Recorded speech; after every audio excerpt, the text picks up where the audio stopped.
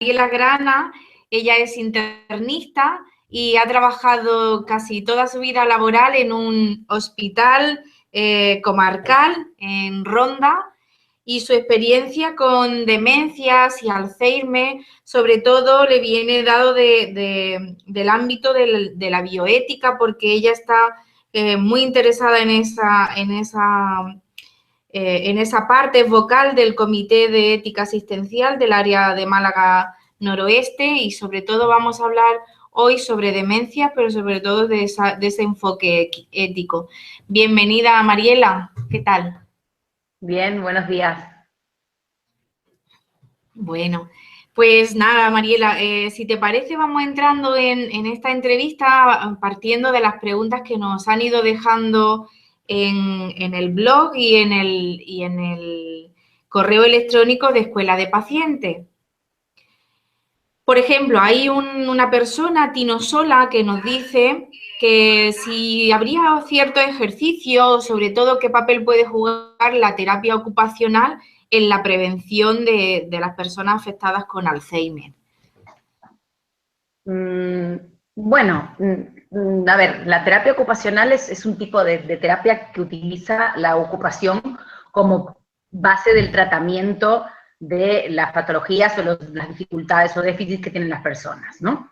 Para intentar o bien reinsertar a la persona en las actividades o bien mantener esas actividades. En el caso de las demencias, sobre todo como parte del tratamiento, la terapia ocupacional puede ayudar a retrasar el avance de ciertas dificultades o ciertos déficits que pueden tener en la realización de actividades básicas, en los temas de orientación, en temas de memoria, retrasar la aparición de síntomas o el avance de esos síntomas y mantener las habilidades que conservan. Parece importante porque tiene un enfoque sobre todo dedicado a mantener habilidades que conservan, porque muchas veces en la demencia estamos haciendo mucho hincapié en lo que la persona ha perdido o lo que no puede hacer. Y quizás es mejor incidir en lo que sí puede continuar haciendo y apoyarlo para que eso sirva de base a que mantenga su autonomía. Eso en cuanto a tratamiento, ¿no? Y en cuanto a prevención, bueno, hay personas que no tienen el diagnóstico y pueden tener factores de riesgo o no.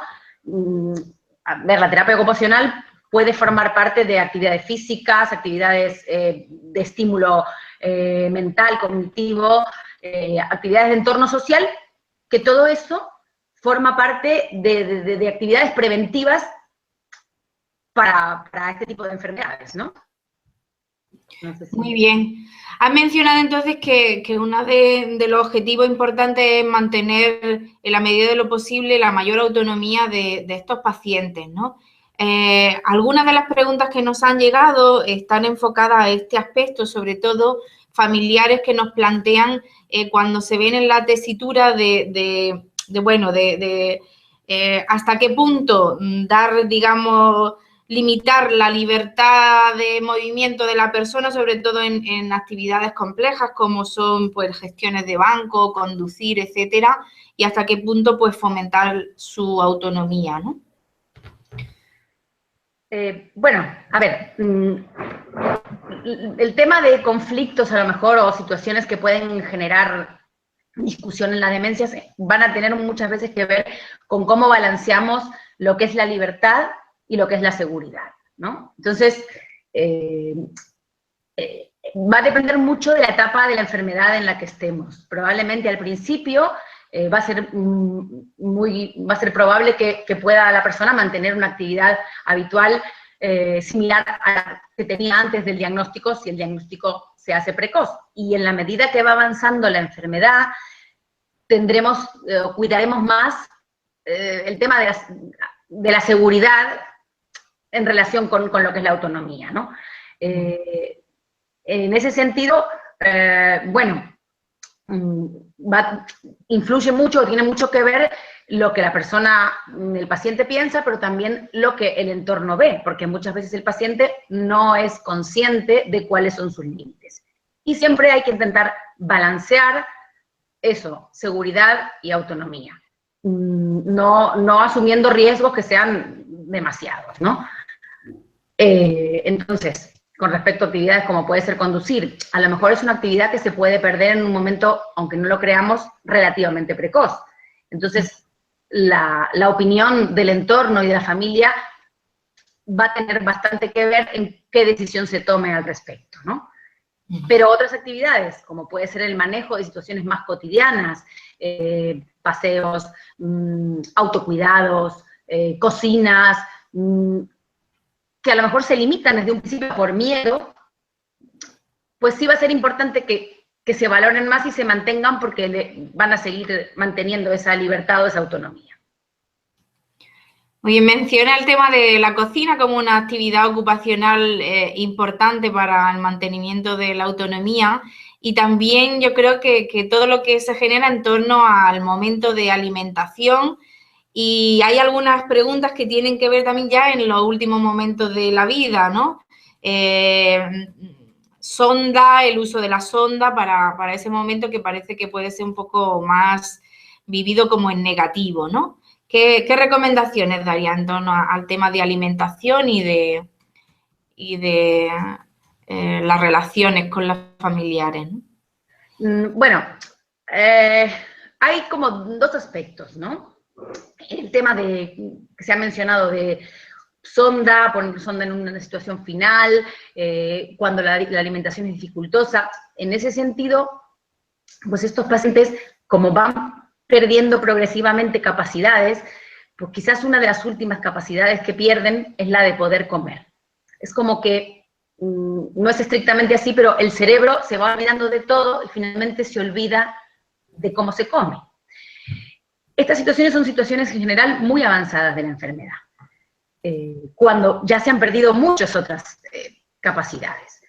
Y es el final de la enfermedad. Entonces, insistir en alimentación en este momento, y sobre todo alimentación en forma de sonda, que es una actitud relativamente invasiva en cuanto al cuerpo, pues eso está demostrado que no mejora ni la supervivencia ni la calidad de vida. Entonces, cuando estamos ante este momento de situación final de la enfermedad, tendremos que plantearnos una situación de mantener un entorno confortable y no insistir en situaciones invasivas. Otra situación que se puede dar es que se pierda la capacidad de comer de forma transitoria en relación, por ejemplo, con una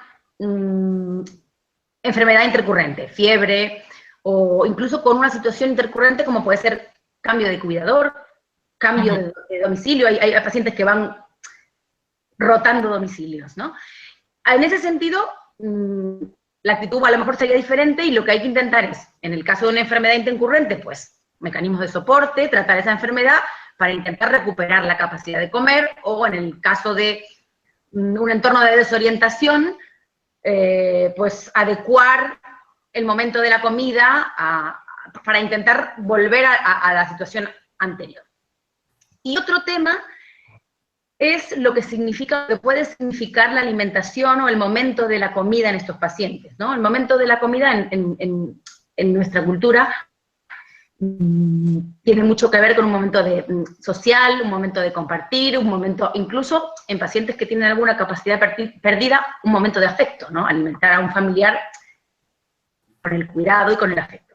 Entonces, en ese sentido, creo que tiene que ser un momento aprovechable para que esa persona pueda tener momentos de satisfacción, momentos de placer, momentos de compartir.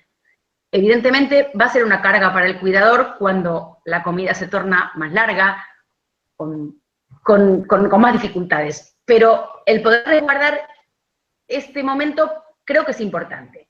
Y luego el tipo de alimentación que sea la adecuada, la capacidad de tragar, como sabemos, de estas personas, ¿no?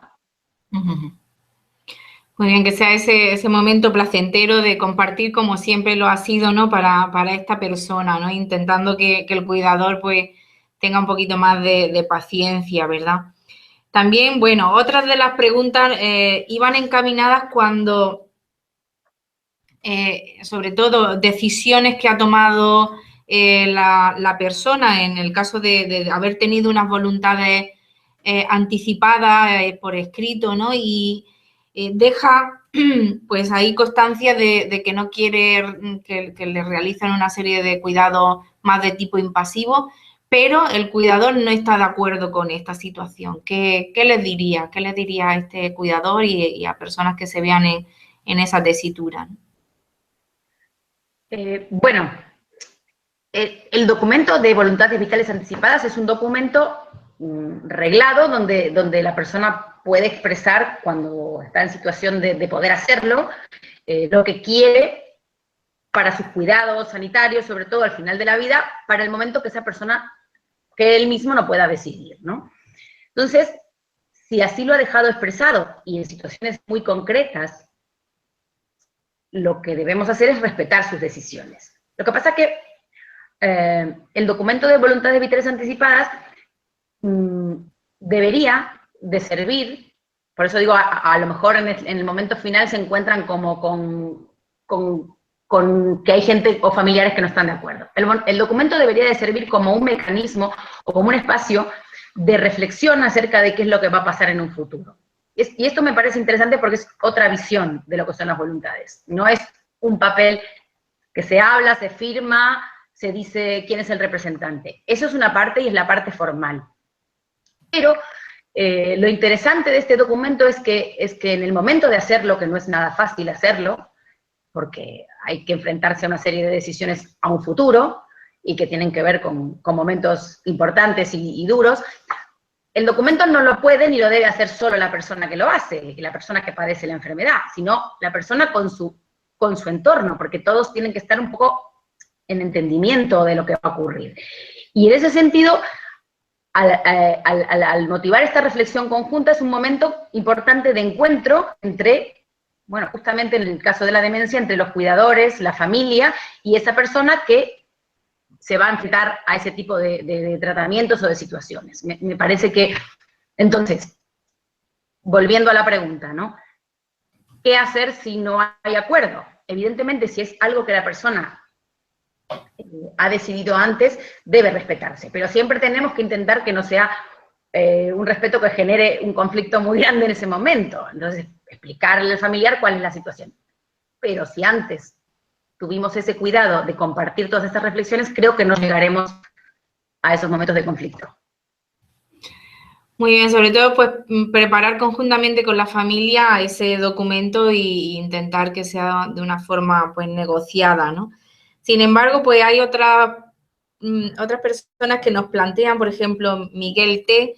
nos dice que un diagnóstico de demencia senil tipo vascular, pero que no se le ha dicho el diagnóstico, con lo cual pues dice que cuando no recuerda o cuando se ve con esos despistes y olvidos se obsesiona y se pone muy nerviosa, ¿no? Y plantea que si deberían explicarle lo que le pasa.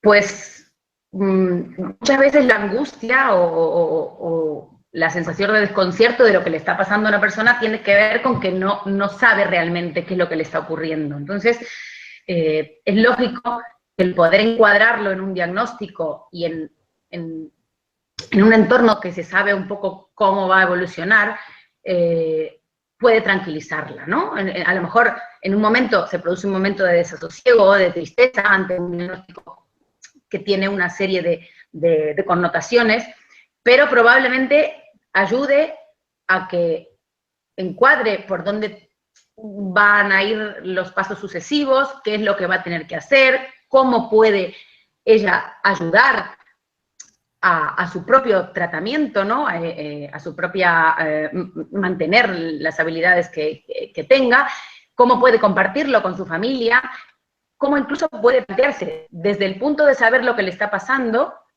lo que hablábamos antes, ¿no? El tipo de decisiones que voy a tener que hacer en un futuro, partiendo siempre del conocimiento de dónde estamos. Eso es muy importante. Si las personas, sobre todo en un momento precoz, que puedan tener, dependiendo del paciente, ¿no?, la capacidad de en cierta medida entender lo que está ocurriendo, a partir del conocimiento se puede trabajar. A partir del desconocimiento es bastante más difícil, no siempre el ocultamiento es complejo.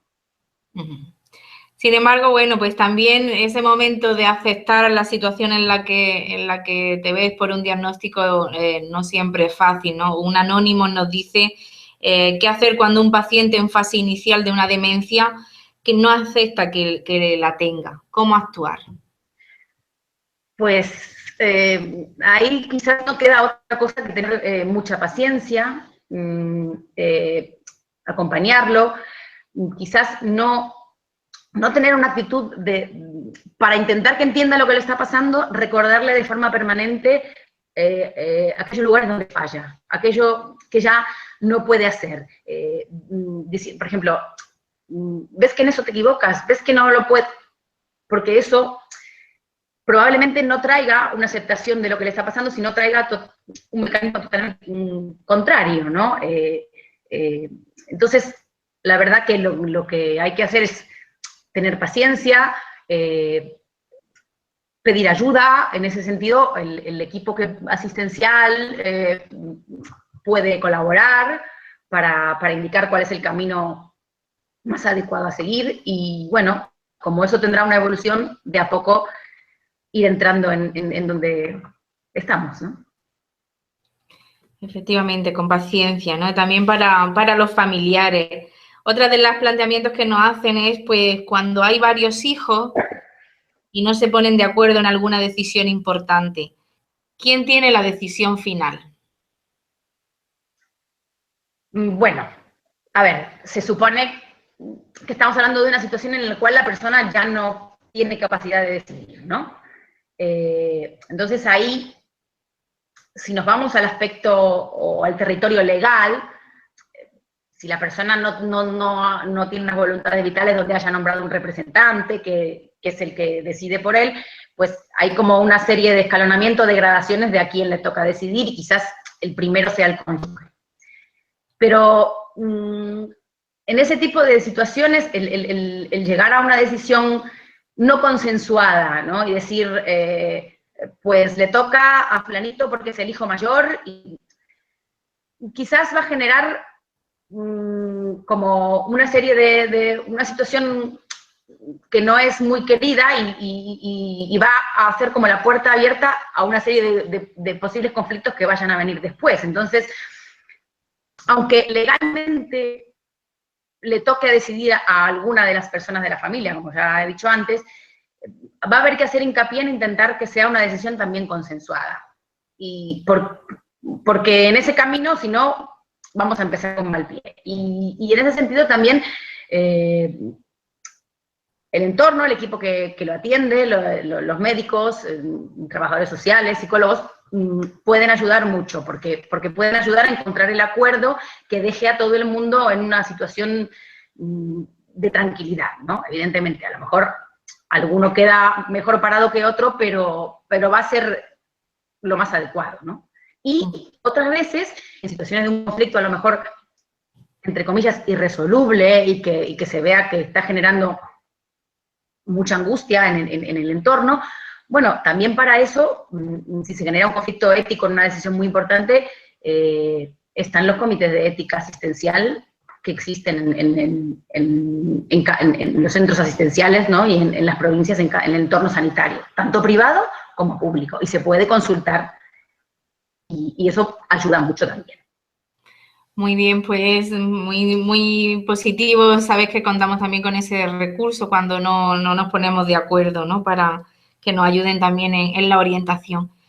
Bueno, otra de las preguntas que nos plantean es que en esa fase ya más avanzada de la enfermedad, que si es posible la calidad de vida. Dice, a veces tenemos la sensación de que ya no se enteran de nada y no sabe hasta qué punto sufren o disfrutan de pequeñas cosas de la vida. Según tu experiencia, ¿piensas que en esa etapa hay esa capacidad de sufrimiento y de disfrute de pequeños placeres? Bueno, a veces pensamos, ¿no?, que cuando una persona no es capaz de expresar, sobre todo verbalmente, que es a lo que estamos más acostumbrados los humanos, ¿no?, expresar verbalmente cómo se siente, si no lo expresa es como que no tiene sensaciones, ¿no? Y en esas situaciones de mayor indefensión o de cuando la enfermedad está muy avanzada, no sabemos o no tenemos certeza absoluta de la capacidad de placer o de sufrimiento, pero en realidad sí lo que podemos apreciar es que en las situaciones diarias, en las pequeñas cosas del día a día, en ciertos pequeños gestos o sensaciones de a lo mejor de tranquilidad o de intranquilidad, de querer repetir o no situaciones, la persona nos puede estar indicando que esa situación sí es buena para él o que no es buena. Muchas veces ciertas alteraciones de comportamiento pueden tener que ver con esto, ¿no? A lo mejor cierto nerviosismo o conductas de evitación tienen que ver con que es algo que no les está produciendo placer y no pueden expresarlo verbalmente. Entonces, a esto hay que tenerlo muy en cuenta porque hasta situaciones finales tenemos que plantearnos que son nuestros seres queridos, que son personas y que podemos ayudar en cosas que a lo mejor nos parecen muy sutiles, como pueden ser contacto físico, lo que tenga que ver con el aseo, el cuidado, músicas, entornos, temperaturas. Eso puede dar bienestar y tenemos que usarlo. Muy bien, Mariela, que pequeños gestos que puedan aumentar un poco la calidad de vida, ¿no?, de estas personas. Bueno, hay otra cuestión que genera también bastante conflicto ético, que es el tema de la contención mecánica o el atar, ¿no? Nos dicen aquí que si durante un ingreso es bueno atarlo a la cama para evitar que se arranquen las vías. Bueno, a ver, es bueno, durante los ingresos hospitalarios, sobre todo, que es lo que plantea la pregunta, lo que le sucede a estas personas es que salen de su entorno y entonces se pueden generar estas situaciones de desorientación que hacen que corran riesgo físico ellas mismas y los de su entorno también. En ese sentido, es muy importante la prevención de que sucedan estas situaciones. La prevención va a tener que ver un poco, bueno, primero con intentar adaptar el entorno del ingreso hospitalario y todo lo que lleva al ingreso, es decir, la estancia en urgencias, intentar adaptarlo a esa persona, a que se desoriente o que se sienta lo menos incómodo posible. Luego intentar mantener la situación de orientación dentro del ingreso, es decir, los ciclos de sueño-vigilia, algún tipo de conexión con su entorno habitual, que pueda ser la residencia o que pueda ser el domicilio, objetos, radio, sonidos, personas, porque todo eso va a ser, o va a intentar disminuir la posibilidad de agitación, ¿no? A veces se puede introducir cierto tipo de medicación para intentar no llegar a estos episodios, aunque en realidad tampoco hay ninguna que sea mágica, hay ninguna que sea, porque si no todo el mundo la tendría puesta en ese momento. Y evidentemente si llegamos al punto en el cual vemos que sí corre riesgo la integridad física de esa persona, pues a lo mejor tenemos que usar algún tipo de contención farmacológica, con medicaciones para que estén más tranquilos, o incluso a veces física. Esto es como que sería el último punto, y siempre tiene que tener tiene que ser limitada en el tiempo y tener un control de qué es lo que está ocurriendo, es decir, con vigilancia y el menor tiempo posible, ¿no? Bueno, hablando entonces de la medicación, también hay bastantes preguntas que van orientadas a este tema. Por un lado, si hay algún tipo de medicamento que pueda ayudar a prevenir y que de forma profiláctica, ¿no?, se pueda ayudar a detener la enfermedad. Y también en cuanto a tratamiento específico, dice, mi madre está diagnosticada de demencia senil y se le ha pautado un medicamento, pero ha pasado de tener una movilidad sin ayuda a tener que ayudarla a levantarse de la silla. Sí es recomendable quitar esta medicación. A ver, en cuanto a retirada de medicación y evolución de la enfermedad, pues habría que, en ese caso, habría que individualizar realmente qué es lo que está pasando, porque habría que valorar situación previa, edad de la paciente, medicamentos que se están usando y por qué se sucede ese, digamos, empeoramiento, porque a lo mejor puede tener que ver con alguna otra situación del entorno que es lo que ha hecho que suceda eso. Y en ese caso, pues serán los profesionales, los especialistas los que tengan que definir cuál es la actitud que hay que tomar en cada momento. Y en cuanto a medicamentos preventivos, ¿no? Bueno, pues actitudes preventivas actualmente, en cuanto a medicación, no existe ninguna medicación para prevenir la aparición de la demencia. Sí existen,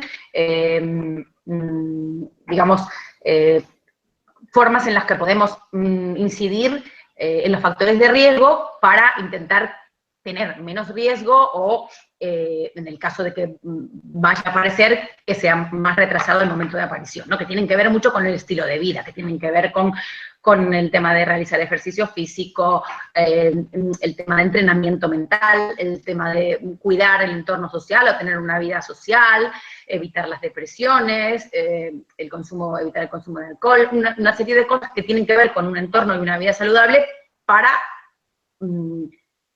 intentar o favorecer que no ocurran este tipo de enfermedades, como también otras enfermedades, ¿no? Sobre todo hacer énfasis en esa prevención con el cuidado de un estilo de vida más saludable, ¿no? Bien, pues, bueno, otras muchas preguntas iban orientadas a esto que nos acabas de comentar, ¿no? ¿Hasta qué punto puede ayudar el realizar una serie de ejercicios, sobre todo a nivel de ejercicios cognitivos, el retraso de la aparición de la demencia, ¿no? De la misma forma, ¿no? Que hablamos también de la terapia ocupacional o de lo que es el ejercitar la mente. No existe un estudio que nos permita decir, este es el ejercicio que hay que hacer y en este momento y en esta cantidad, pero sí sabemos que el entrenarnos en el uso de estas habilidades siempre va a favorecer a que las mantengamos, ¿no? Muy bien, Mariela. Y la última pregunta que nos queda ahí pendiente de comentar, y no sé qué alcance puedes tener tú en tu espacio de trabajo, que es que dice, me gustaría conocer, Gabriel nos dice, la interrelación entre células madre y demencia y que si llegan suficientes recursos económicos a favor de la investigación. Bueno, a ver, diferentes terapias que se ensayan y se investigan para el tratamiento de estas demencias. Evidentemente hay diferentes tipos de demencias, no nos centramos en ninguna en concreto, y en cuanto a las investigaciones con células madres, a lo mejor no están dando los resultados que se esperan, pero sí sabemos que se está investigando en eso, se están investigando en otro tipo de medicamentos que son biológicos, se sigue investigando en fármacos. ¿Hasta qué punto esto va a dar más o menos resultado en encontrar una medicación que sea eficaz para volver atrás este proceso? Pues no lo sabemos.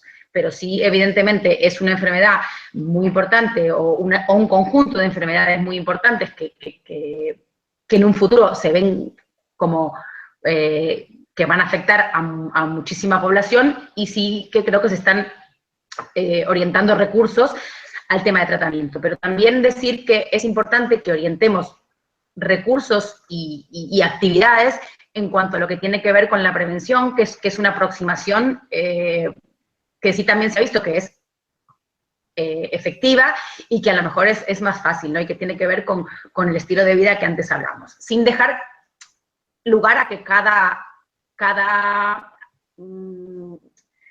cosa tiene su sitio, ¿no? Por un lado están los tratamientos, por otro lado la prevención.